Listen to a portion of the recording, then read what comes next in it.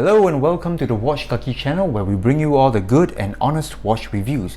If you're new to my channel, please click the subscribe button, hang around longer because we've got all the watch reviews lined up for you. For today's video, we have this watch from local company Boldr Supply. This model is called the Venture and it is their latest model, just launched sometime in late November.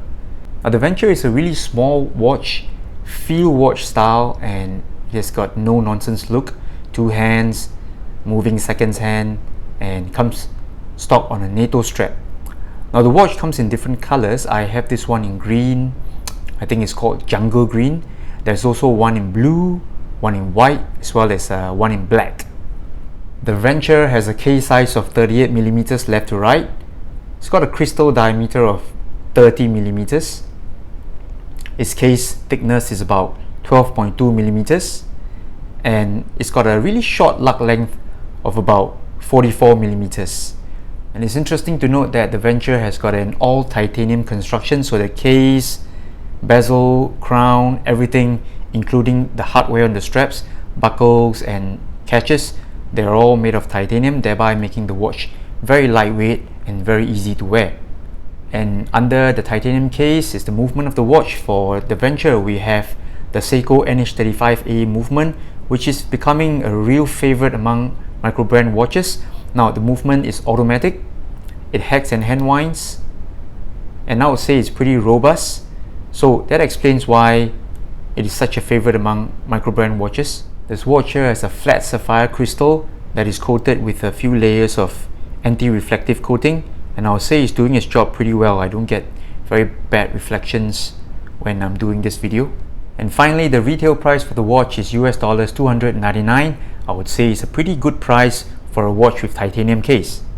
The watch ships in a very simple but functional type of watch folder, which actually doubles up as a watch pouch when you're traveling. Let's take a look at what goes on inside the pouch. So there are both sides to the pouch. On one side you see the watch being slipped inside here. The other side is where they hold the documents of the watch.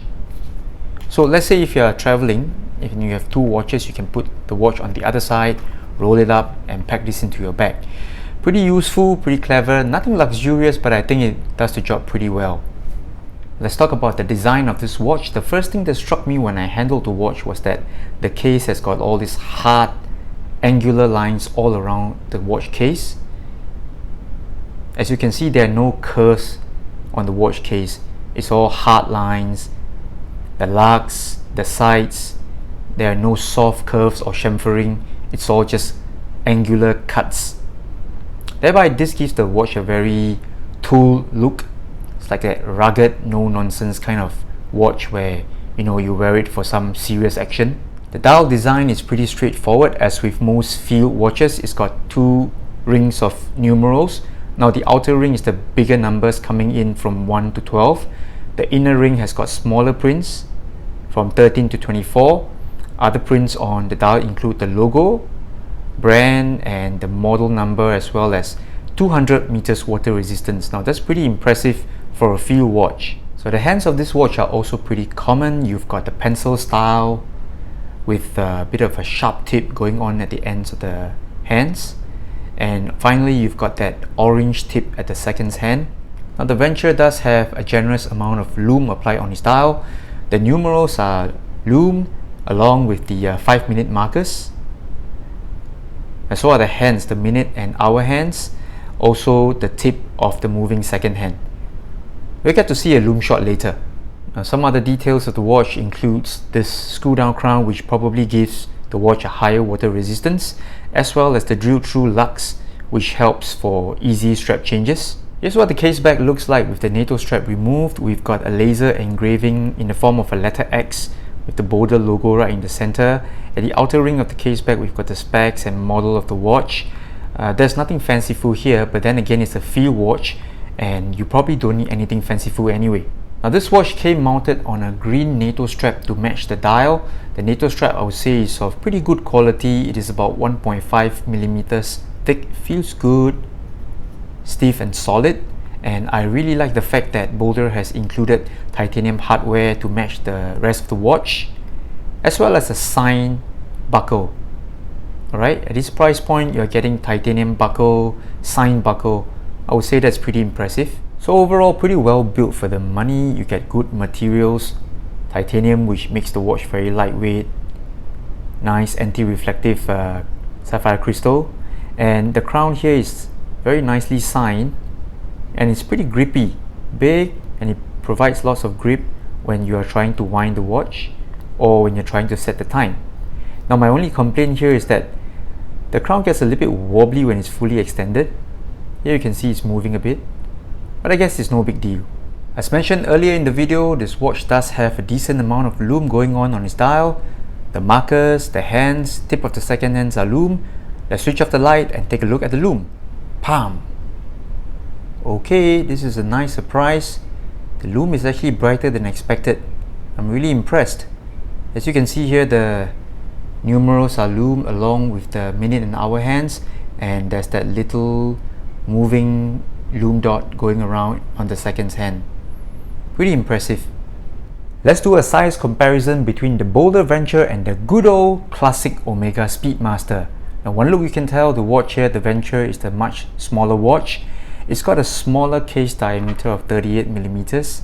On top of that, it's got a much shorter lug length. In fact, it's got almost no lugs.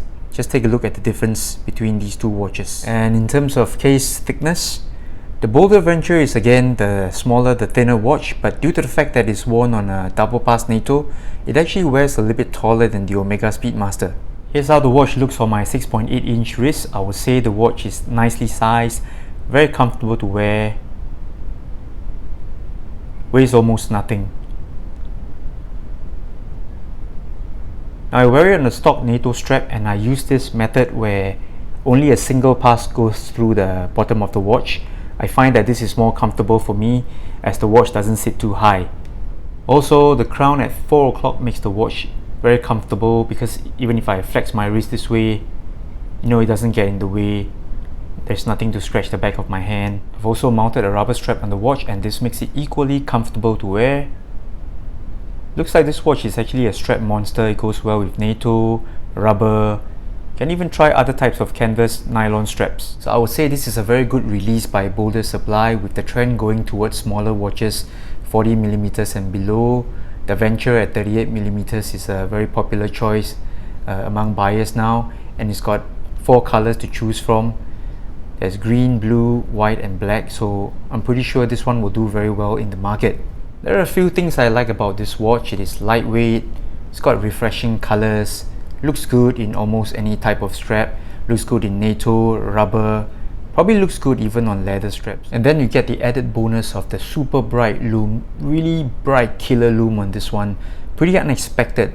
I guess micro brands have really stepped up their game. They're listening to what the customers want. They want bright lume, automatic watches at very good price point, and the Boldr Venture has really nailed it. Now of course, any watch would have its weak points. Now the first problem I see with the Boldr Venture is the use of the NH35 movement. Now it is not a problem in itself, the movement, but it's really loud, and as mentioned before, in other watches equipped with the NH35, rotor does get a bit noisy, especially when you're in quiet places. You can feel the rotor turning inside the watch, and it makes a gargling sound. It's just pretty unpleasant. Another issue I have with the Boldr Venture is the quality of the printing on its dial. You can't really see the problem when you're wearing the watch, but if you go close up on a magnifying glass, you'll see what I'm talking about. So here at the close-up shot, you can see clearer what I was telling you about just now. If you look at the Boldr word and the Boldr logo, you can see that the print is starting to get just a little bit fuzzy when I zoom in. So I hope Boldr can look into this, perhaps get a better printout on the dial. I understand at this price point there should be some constraints, but this is really one area to look into if you want to upgrade your product. To sum up, I think the Boldr Venture will be a very worthy contender to the Hamilton Khaki. Now that watch has been the classic feel watch for many watch collectors, and I think at the price point of US $299, the Venture is going to provide stiff competition, and with the titanium case, increased water resistance to 200 meters, hacking, hand winding movement, automatic, I think this is going to give the Hamilton a good run for its money. So there you have it, the latest release by Boldr Watch, Singapore brand, the Boldr Venture. Lightweight titanium case, a good beta watch to have around. So if you like this watch, if you like the video, please subscribe to my channel. Until then, I'll see you again. Bye bye.